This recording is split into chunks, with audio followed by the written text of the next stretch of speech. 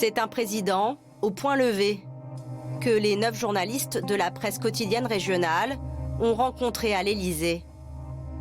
90 minutes d'entretien à quelques jours du scrutin européen. Pascal Jalabert y était. Et c'est bien un homme en campagne qui l'a interviewé. On a titré « Je ne peux pas rester spectateur » puisque c'était le point fort de son discours. À l'Est républicain, c'est résumé en Macron en chef de campagne, c'est-à-dire c'était son message à lui, c'est ce qu'il a voulu dire. C'est la première fois qu'un président s'engage autant dans une campagne européenne, donc il fallait que nos lecteurs comprennent pourquoi il s'engageait. Il justifie cela au moins par 2 éléments. Le premier, c'est qu'il dit j'ai été élu pour un projet pour la France qui ne peut pas fonctionner sans un projet de relance de l'Europe. Donc du coup, c'est cohérent que je m'engage. Deuxième point pour justifier son engagement, c'est l'opposition veut faire un référendum contre moi. Ça serait quand même un monde si je n'avais pas la parole pour me défendre et pour exposer mes idées. Donc il est pleinement en campagne. Bonjour, mesdames.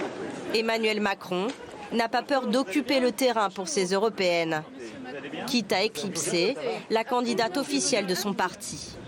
Car pour lui, assure-t-il dans cet entretien, l'enjeu est énorme. Si en tant que chef de l'État, je laisse se disloquer l'Europe, qui a construit la paix, qui a apporté de la prospérité, j'aurai une responsabilité devant l'histoire.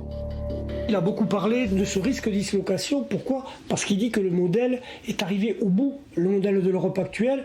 Donc il dit que maintenant, soit il faut refonder ce modèle, soit le risque c'est de tomber dans un modèle qui va faire le jeu de puissances étrangères, qui va séparer les pays au lieu de les unir et affaiblir l'Europe et la France.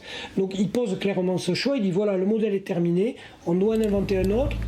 Alors Emmanuel Macron fait des propositions concrètes sur l'espace Schengen, thème cher à l'électorat de droite. Je veux refonder complètement Schengen, avec un espace plus petit, une meilleure protection des frontières communes, une harmonisation des droits d'asile et un pilotage par un conseil des ministres de l'Intérieur.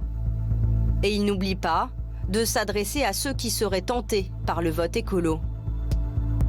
Je voudrais que l'on avance sur la taxation commune du kérosène en Europe. Il faut taxer les entreprises les plus polluantes et mettre une taxe carbone aux frontières. D'après Emmanuel Macron, ces élections sont les plus importantes depuis la création du Parlement européen. Et pour lui, c'est le 26 mai ou jamais.